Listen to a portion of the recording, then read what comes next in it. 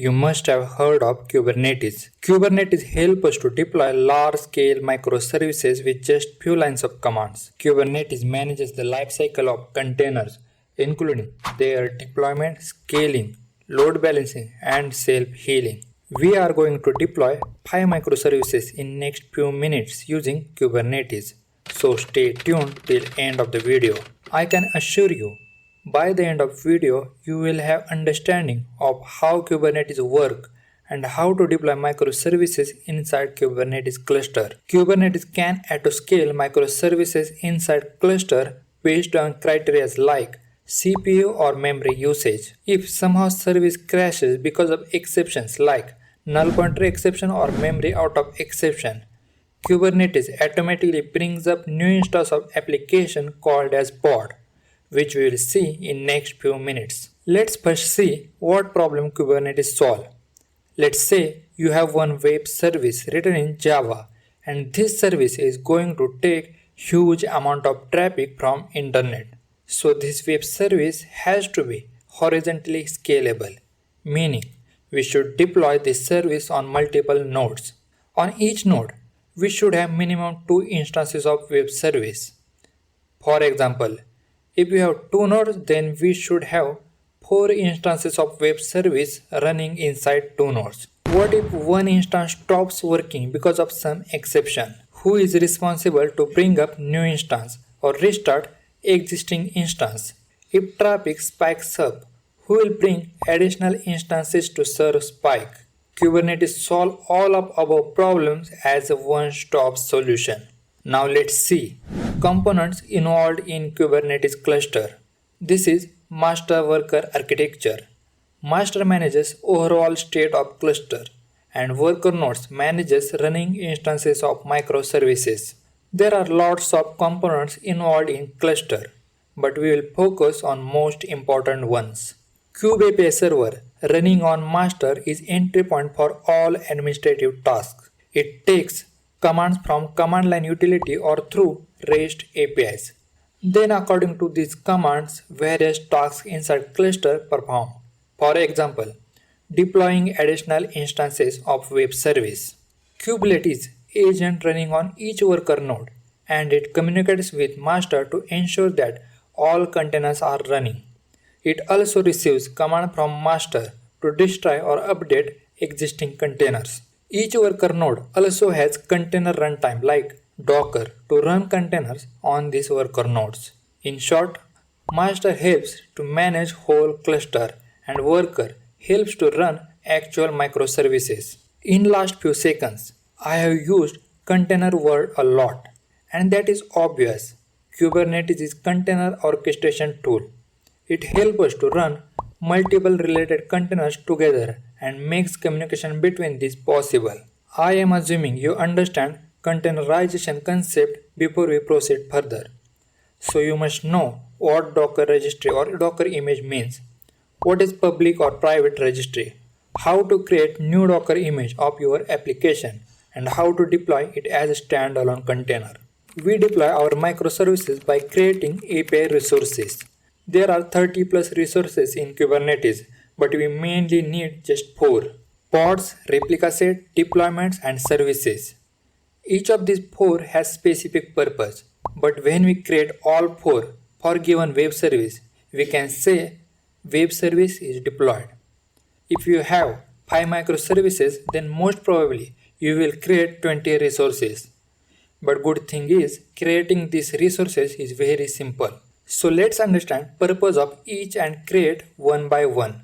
Remember, every resource can be created either by providing all details on command line interface or by declaring details inside YAML file. Before we go and create our first pod, let's understand setup on my local machine. Deploying Kubernetes cluster on local machine is very complex task. To solve this issue, we have something called as Minikube. Minikube helps us to deploy single node Kubernetes cluster on our local machine. If you don't have Minikube installed, you can head over to Minikube website and install it. Once Minikube installed, we have 2 commands available for us. First command is Minikube and second kubectl. Minikube command helps us to interact with Minikube cluster, which is just Linux virtual machine. And kubectl helps us to communicate with underlying Kubernetes services installed inside Minikube cluster. Pod is smallest unit in Kubernetes. It meant to run container, and of course, inside container our application is running, whether it to be Java app or database service or just shell script. Inside single pod we can run multiple containers, but ideally we run just one container inside one pod. Pods are meant to run and destroy, so they typically have very short life cycle. Typically, pods are not restarted when they fail. Instead, new pod is created to serve traffic. We don't scale pod. Instead, we run multiple pods for same application. Let's deploy Redis image available on Docker Hub as a pod. It's just simple task. We just run kubectl run Redis and provide Redis image. Let's see all pods inside our cluster. For this, we use kubectl get pods command. Here we can see our Redis pod is running happily. We can see extra details like when this pod was created, how many times it was restarted, etc. Creating Kubernetes resources using command line options is not advised. Instead, we should write resources inside YAML file. Let's delete our Redis pod using kubectl delete pod Redis command, and we can see our pod is gone. Let's create same pod using YAML resource file. All 4 resources that we are going to see will have 4 common properties in their YAML resource file: API version, kind, metadata, and specs. So let's add these 4 into YAML file. Value of API version will be v1, kind will be pod, metadata will have 2 properties: name of resource and optional labels. So here name will be Redis, and let's add few labels for our pod. The spec section varies from resource to resource. So for pod kind of resource, we have list of containers attribute. And for most of the time, we specify only one container per pod. So here we have our Redis container with image Redis. This image will be pulled down from Docker Hub registry by default. So our pod resource file is ready. Let's create pod using this file. For this, we have command kubectl create -f and path of file. In our case, redis-pod. Let's get all pods, and here we can see our pod was created in last few seconds. So this is all basics of pod. We haven't covered how this pod is accessible outside cluster, but don't worry, we will cover that in few minutes. We just saw our Redis pod, but what if this pod crashes because of some reason? Who will bring that pod up? For that, we have next resource called as Replica set. Replica set has 2 responsibilities. First, create multiple pods called as replicas for given same container, and second, making sure that all pods are running all the time. So let's start by creating new file called as Redis replica set. Remember, all 4 resources will have same base structure: API version, kind, metadata, and specs. Version will be app/v1. Kind will be replica set. Metadata will have name and labels. Let's add name and labels. Here, inside specs section, we will add total number of replicas we want for this Redis service. Let's add number 3 for now. Let's add template. Here, we will add pod details. Let's go back to our pod file and copy metadata and spec section and paste it under template. And finally, let's add selector. Selector helps to find all pod which should be managed by this replica set. So we will copy all labels from pod section and copy under match labels. Now we have our replica set file ready. Let's make sure that we don't have any pods or other resources running. Using kubectl create -f and file, we can create replica set. We can get replica set using kubectl get replica set command. And here we can see we have our replica set. Desired replica sets are 3 which we want. Current are also 3. Means everything is good. So where are the pods?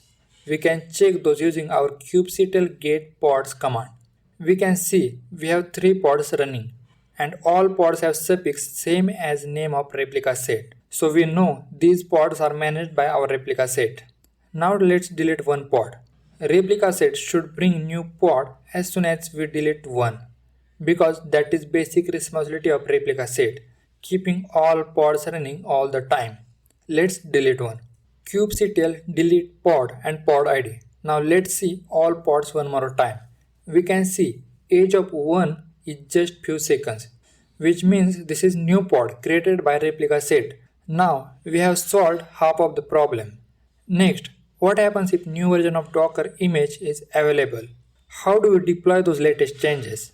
In that case, we need deployment resource. Do we stop all pods and then deploy new pods? Will there be downtime? What if deploy one pod at a time? If newly deployed container has some bug, how do we roll back to previous version? Answers to all of these questions is deployment resource. Let's create deployment resource YAML file. For starter, it will be exact copy of replica set, except change in kind. One important point is when we create deployment, Kubernetes automatically creates replica set under the hood, and replica set automatically creates pods under the hood. We can use kubectl get all command to see we don't have any active deployment or replica set or pod. Using kubectl create command, we will create our deployment, and using kubectl get deployment command, we can see our deployment. Let's use kubectl get all command to see everything created by deployment. Here we can see our replica set and all pods running successfully. With deployment resource, we can manually trigger deployment using rollout command. Also, we can roll back current deployment to previous using undo command. And we can see all these revisions to deployment using history command. Let's trigger deployment manually using kubectl rollout restart deployment reduce deployment. Here we give deployment name as input.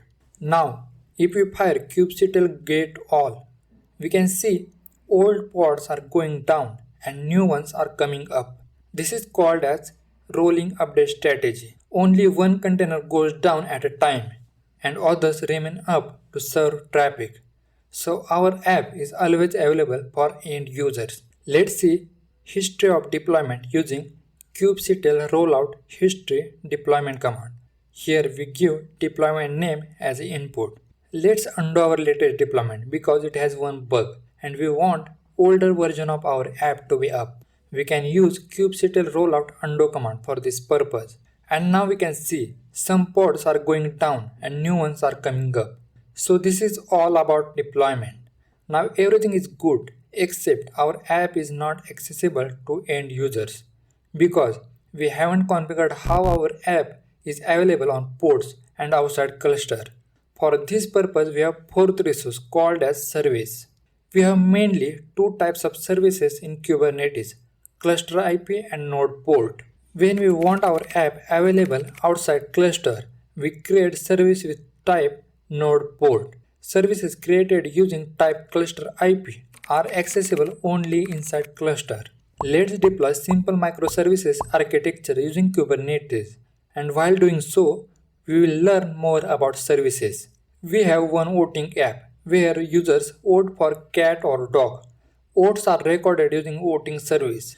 Results are displayed using result service.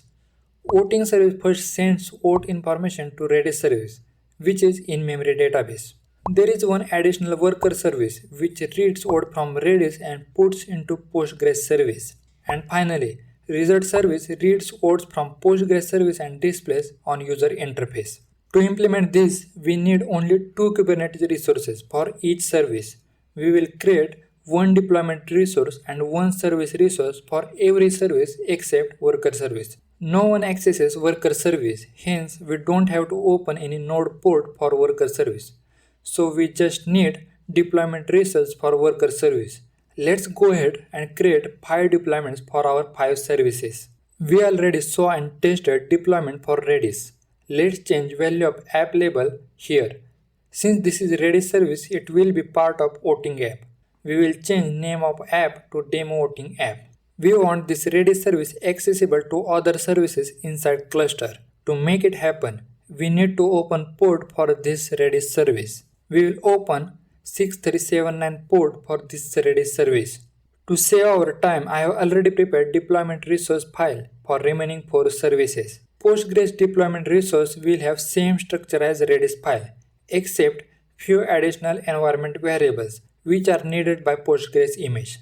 Postgres service will be available on port 5432.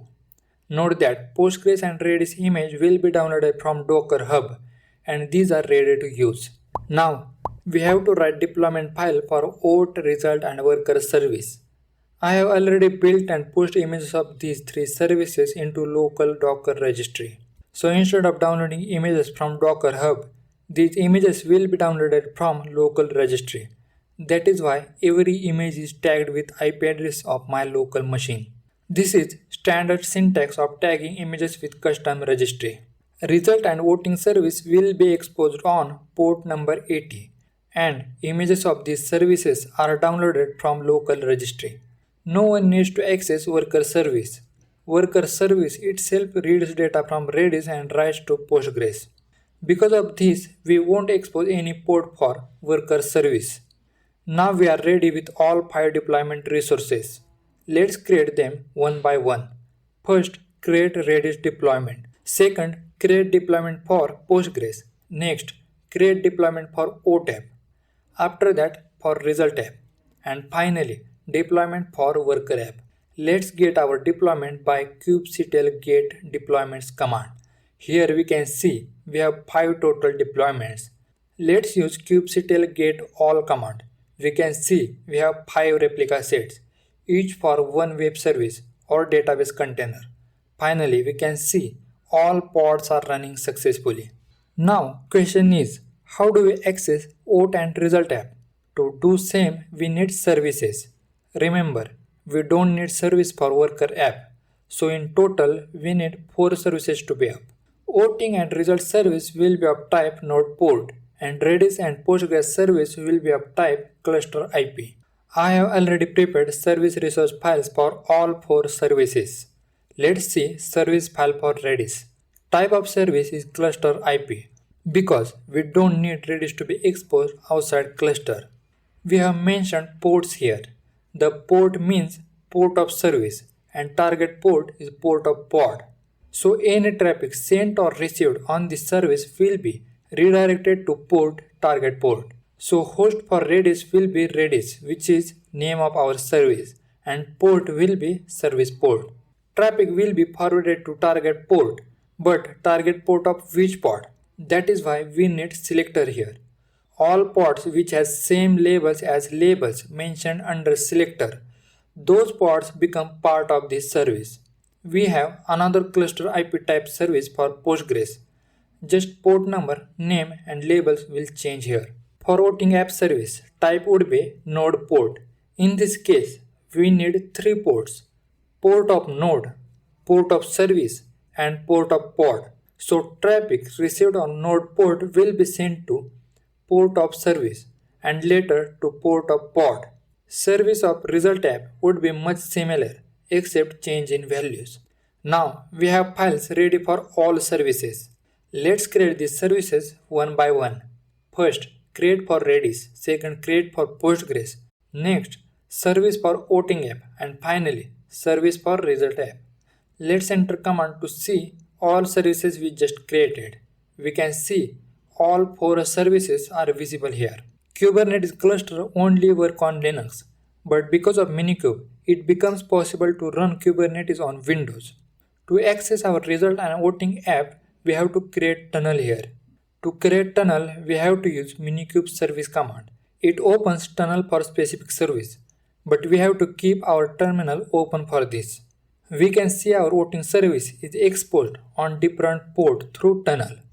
Let's open tunnel for result service as well. For result service, we got this specific URL. Let's open these both addresses in browser. First, let's open voting app and next open our result app. We can see both apps are loaded inside browser. Let's give vote for cat and we can see result instantly in another window. Let's change vote and we can see change vote here. We can see our whole microservice architecture with Kubernetes working perfectly. So this is all about Kubernetes. It took me a lot of time to make this video. So please like this video so it helps YouTube algorithm to share this video with lots of people. If you haven't subscribed, please make sure you subscribe to this channel. In next video, we are going to see what is singleton design pattern in software development. We will go in depth about singleton design pattern including thread set singleton and lazy and eagerly initialization. If you don't want to miss that video, please subscribe to this channel. Finally, thank you for staying with me till end of the video.